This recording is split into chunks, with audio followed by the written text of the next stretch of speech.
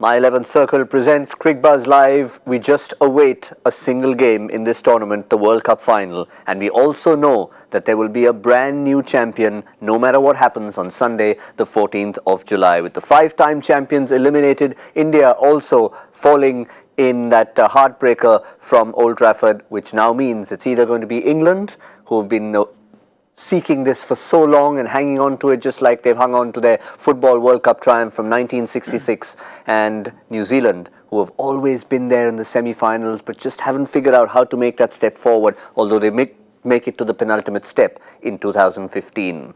In the studio, Zahir Khan, Robin Uthappa. Robin, first and foremost, how old were you when England last reached the World Cup final? What was it? 1992? I was 7 years old. Well, 7. So England know it's been a long time? Yup. Not that I'm suggesting you're very old. But Oh, no. Doesn't matter. Age is just a number, my friend. You know that better than most. Hey! Boom! Right, exactly. Oh, he's got the middle of his bat going. Oh boy. Let me go him, Zahir. But yeah, they'll be really happy. Obviously, they're stoked that they're in the finals, and rightfully so. I think they built up momentum at the right stage, and they were just clinical today, weren't they? As in, I thought they went out there and just meant business, and they took the attack to Australia's best bowlers. I think Stark finished 8 overs for 64, 65, if I'm not wrong. So you've taken the best bowler out of the attack, and then you see how, That just confirmed 70, in fact. 9 overs for 70. 7.77. That should be the name of an airline, or rather an aircraft, not a figures for a bowler like Mitchell Stark, Zahir. Well, I think it was expected of England, isn't it? Especially after the kind of pressure which they've been put under, the fear of being knocked out. You need a lot of strength and you need to show a lot of character to see off that kind of a phase, which England did.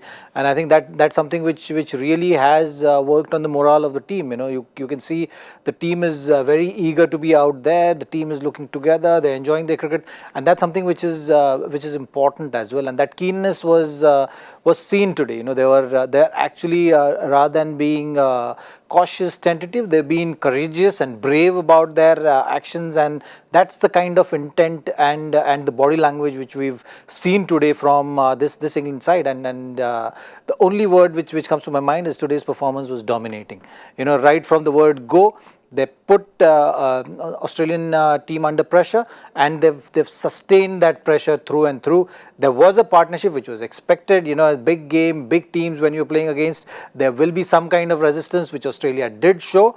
But I think they had enough will to win today, and that killer instinct which was required to seal the game. Some stroke of brilliance as well from Butler, running Smith out. Also the main guy who was providing that resistance at a crucial time, and Roy and Bairstow really getting off to that kind of a start where they just took Australia completely out of the game. We did sort of call it in the studio here that it was going to be an early finish, but there was expected to be rain around to interrupt the game. We knew the moment it hit 20 overs, we'd have a finish today. But what timing? The minute Morgan hit those winning runs, it's pelting down in Birmingham. Well, that's good, isn't it? I think even for us, we've had couple of long days and nights here. So I think for all of us involved, even the fans involved, I think they would have wanted a game to get over, especially after that 2-day semi-final that we had when India played New Zealand.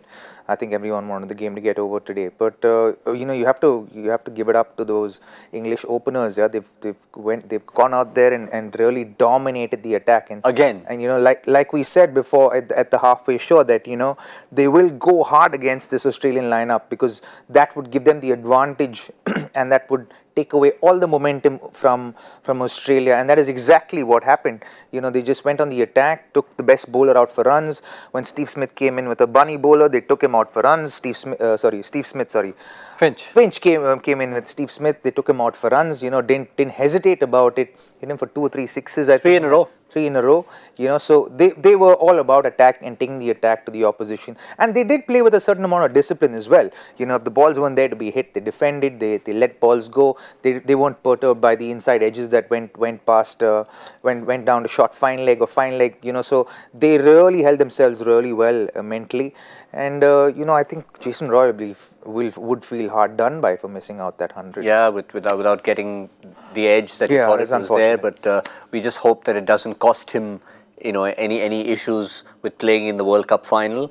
We'll have to wait for that. I don't think that is going to be the case. Yeah. But he has been phenomenal for this English side, and certainly a catalyst for their turnaround. There is no doubt about that. You see the injury scare which he had, and hamstring injuries are a tricky one. So he has seen that, has seen it through, and what a change it has been for England since the time Roy again came back. So I think for England's campaign in this World Cup, it was Roy who was providing that spark at the top, and it will be the job is not done as yet for him. I think he needs to step up to the occasion when the big day is going to come just in a few days. If the big day doesn't turn up, if he doesn't turn up for the big day, Mr. Roy, then England will have no joy.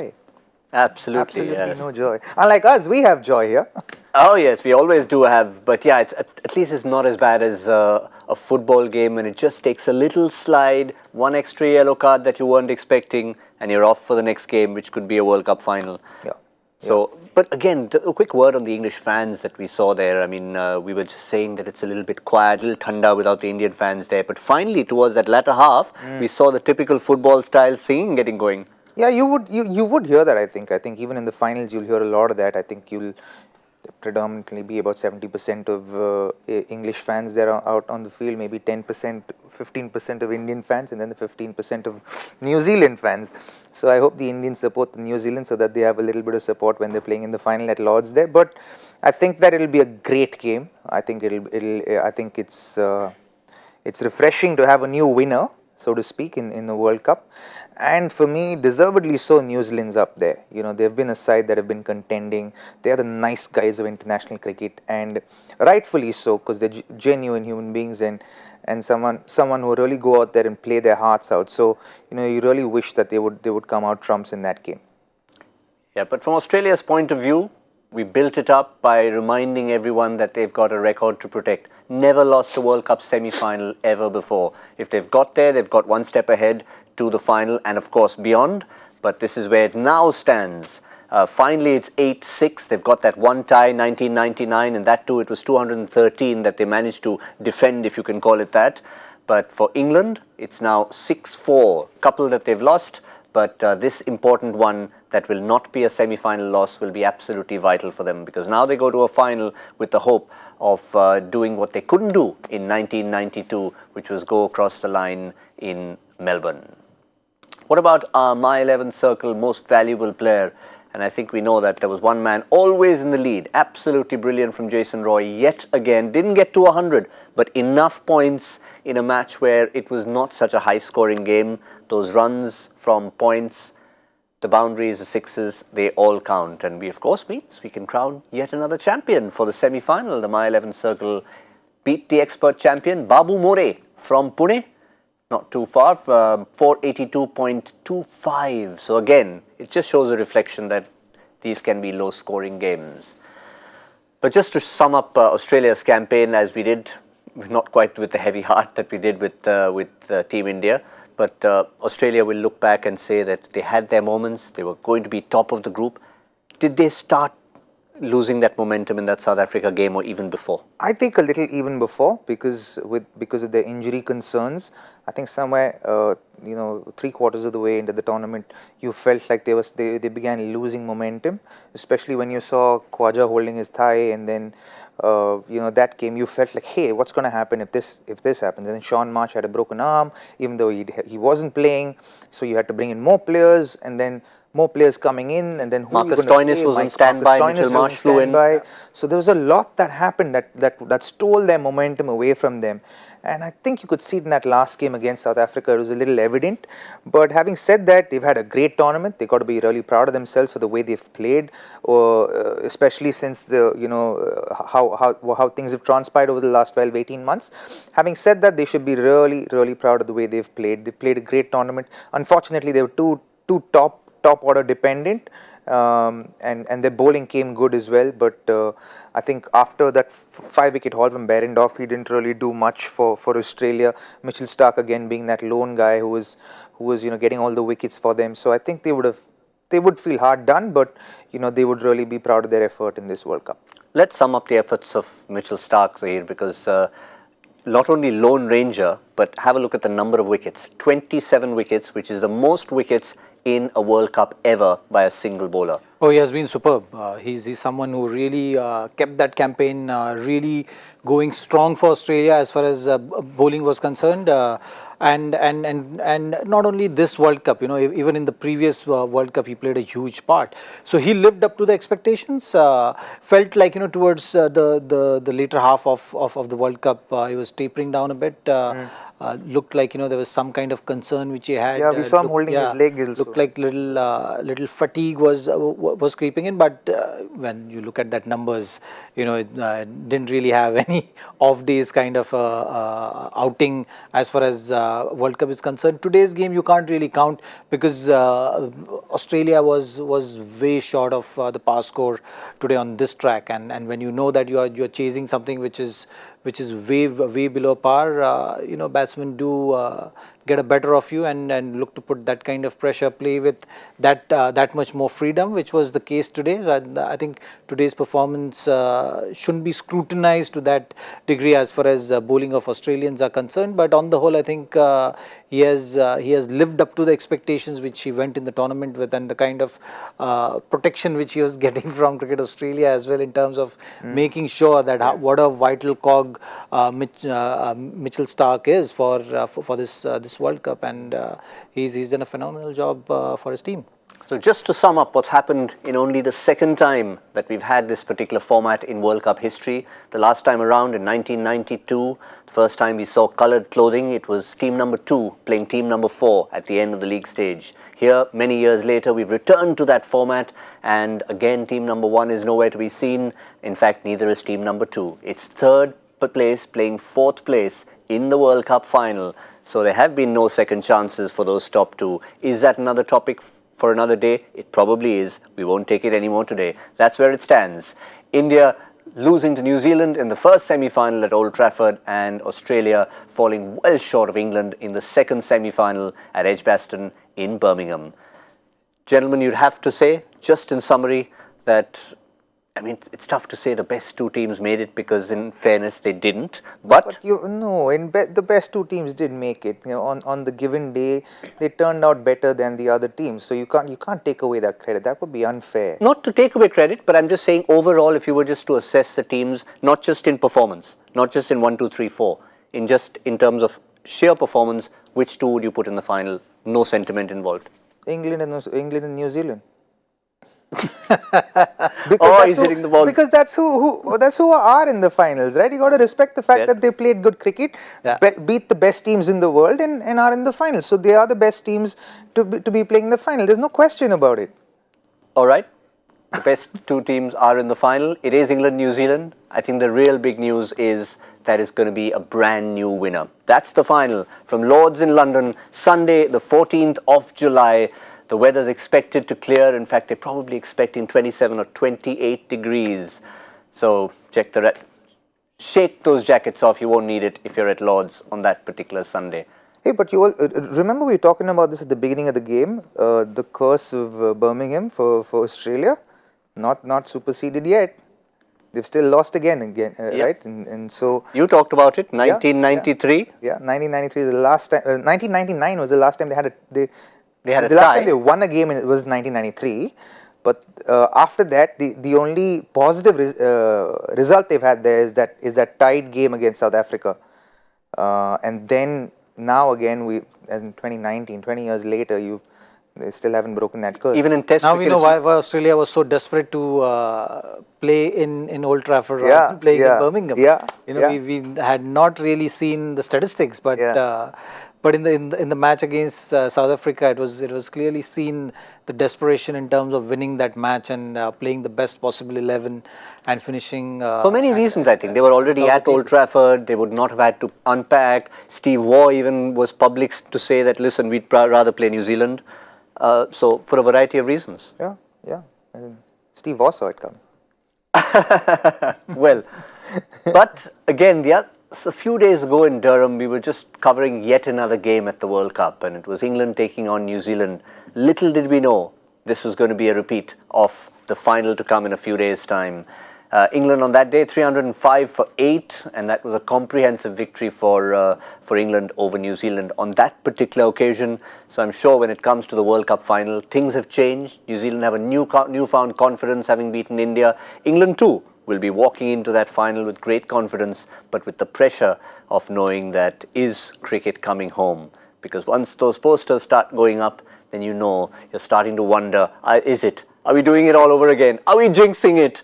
But that's how England are. That's how they have been since 1966 when they won the Football World Cup. But let's have a look at the two squads as we look ahead to that final. And since England is fresh on our minds, well, let's have a look at that again. They'd probably just want to keep playing just as they were right now. They won't change it. I don't think either side will change it, but they have a full side. It would be nice to squeeze in Moeen Ali in there because I think he deserves to be in that 11, but unfortunately only 11 plays, so he'd obviously feel a little hard done to be left out, but so goes the story. But I think they'll stick to the same 11. Yeah, especially, I mean, Adil Rashid may have been a question mark, like for likes, one spinner for another, but he's done enough today, taken wickets. Absolutely, and they've persisted with him, you know. Yeah. So they've invested in Adil Rashid. They believed in the playing 11 structure, and they've gone in with that kind of a belief through and through the World Cup. So looking at what has happened at the venue, which is Lords for the finals, you would expect they would stick to the same kind of playing 11. We know that Lord's wicket has played one of the better wickets for consistent bounce. There's been some kind of movement for the seamers also, where you've seen Berendorf taking those 5 wickets, Amir taking those wickets there on that track. So I think that they will go in with the similar kind of options for the finals. Don't really want to change too much unless it's a clear cut indication that is going to be a rank turner, which is going to be a very, very bleak possibility of that happening. Particularly at Lords, yeah. And interestingly, both England and New Zealand in this tournament have played at Lords, and they both lost to, guess who? Australia. They're not there anymore. It's Australia, England taking on New Zealand rather at Lords. What about the New Zealand 11?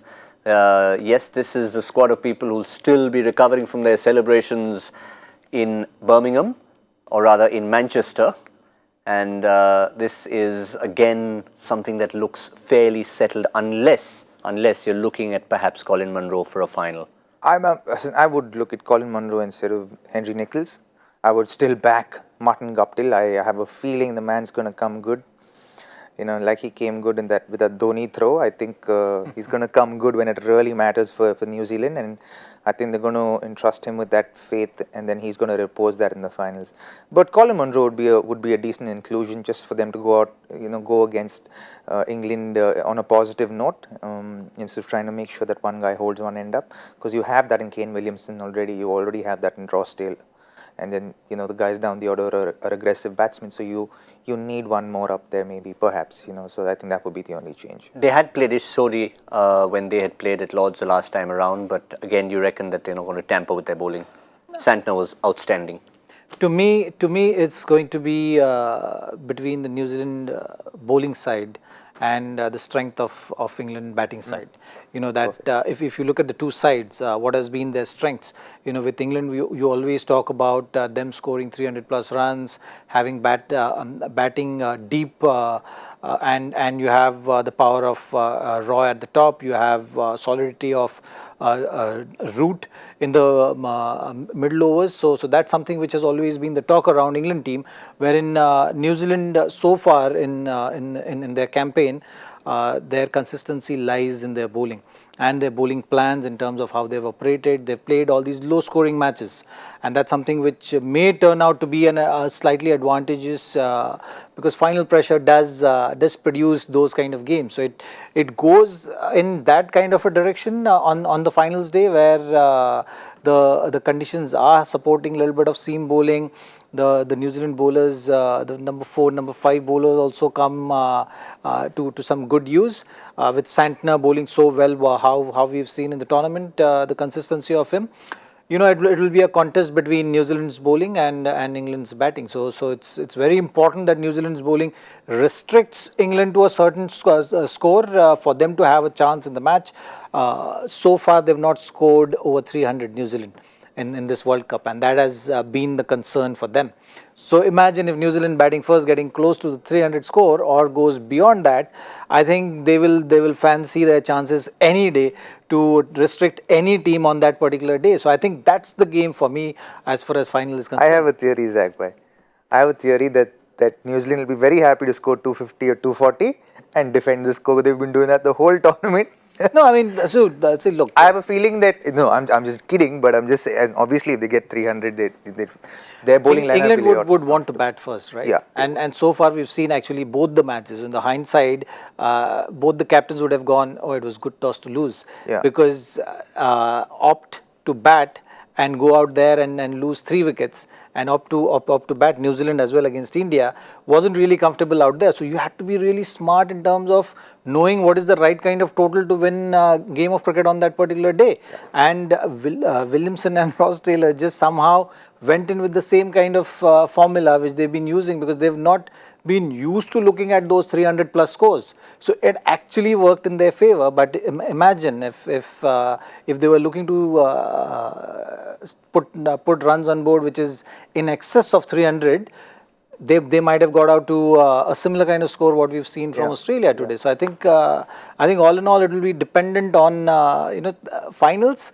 Both the captains might be thinking that, okay, it's a very tough call whether to bat first or bowl first. It's better to just lose the toss and let the other captain decide what he should be doing. I also think it will be a game of captains. I think the captain who's going to be more proactive with changes while fielding and bowling changes, may end up winning the tournament, because I feel like Kane Williamson is such a good captain with those bowling changes and making those changes at the right time, bringing the right bowlers against the right batsmen at the right situation. He's done that really well. So I think that will also will have key value in this final. It certainly will be. And as far as the values of the 22 individuals out there, that won't change even though it's a World Cup final. Just the intensity that it'll get you to choose your final team for this tournament, for your My 11 Circle team. I can tell you there's nobody left who hasn't actually gone there, but we like newer and newer players to come. So get on there.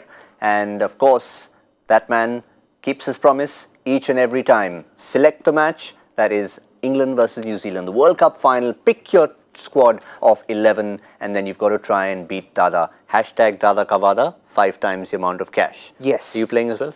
I will play it, but first I want to thank you, because we've understood and heard that you are leaving us today, sadly, and you'll be going for the final in England. Yes. Are you more the reason you should play with him? Yeah. So now I'm going to. You'll be watching the final from the ground. Yeah. So now I'm going to play against you. So we'll stack up a game. But first, I really want to thank you, because it was my first time here, and you made me feel extremely comfortable. You've been a wonderful host, and you've taken care of us really, really well. So thank you very much. And Until I mentioned the age today. Yeah, no. All of that's all part of the whole thing. Thank you, Robin. Most kind. Yeah, you've been fantastic. Thank you, Gautam. And I hope you have a lot of fun in You've been fantastic with all your green, orange, blue, and black today since your last day. Are you hinting that New Zealand can't win? It looks like that, because last show here you're wearing black. So today he wore New with Zealand some leaves like how Kiwis have their. I'll send you a picture of what I'm wearing when I go to the ground. Yeah, we'll put it up on screen and we'll show all our viewers what you're wearing there, and maybe get a tidbit from you. I can tell you I have a suspicion a gentleman called Danish is not going to spare me if he sees me anywhere. He knows I'm around there. So he's going to be hunting me down. So You might just see more than a photograph of mine. But again, thank you for those kind words. And No, it's great thank to you. have you, Thank you, Gautam. after having been such a fan on the field of both of you. It's good to be able to just sit and chat, as we always love on the show. Likewise. Right. One more gentleman we always talk about, Joy Bhattacharya. He's teased us with his joy factor question throughout this World Cup. The penultimate question for this time, what is it? The question again, the cricketer played his first test 8 years after his first ODI, had a record-breaking streak in test cricket, finally broken by Mark Craig, Shane Warne and Yusuf Pathan's teammate in the IPL. Who are we talking about? We're talking about Adam Voges, who scored 614 runs between dismissals in tests, had the second highest test average only behind Sir Donald Bradman. It was absolutely phenomenal until it just started coming down. He had a few issues on and off the field, but Adam Voges is the answer. Who's the man who's picked up? Please don't tell me it is. No, it's not. No, it's not. Don't. I was just going to say, not going to put that up. Anyway, come on. Congratulations. Yes. Rohit. You've won. Our man is sad, but we are very happy you won. I'm not sad. You're just too good. It's like a bully batsman who goes and makes all the runs. Even the non-striker doesn't get a chance. You didn't feel sad for Rohit Sharma when he was scoring all those hundreds. You can't feel sad for cricket. Just because he's called Rohit as well. Yeah. Okay, Rohit Sharma, Rohit Yadav, both of you have piled it on. He's got 500s in a World Cup. You've got more than 37 15 questions. Yeah, right. about 37 right in this particular World Cup. There you go. There's a nice parallel to draw. So that's all we have for you on the second semi-final. It was a one-day international, thankfully. Didn't get to a second day. And just enough time to once again say deep thank you to Zahir Khan, to Robin Uthappa. Gentlemen, enjoy the final. I will enjoy it sitting at Lord's. Harsha Bhogle will be swapping places with me. I think we'll probably trade places somewhere in the air. We'll wave to each other at 35,000 feet. But he'll be sitting on this chair, so you're in very, very good hands indeed in the grand finale on the 14th of July. From all of us, the entire team, till we see you one more time, this is My 11th Circle presents Cricbuzz Live.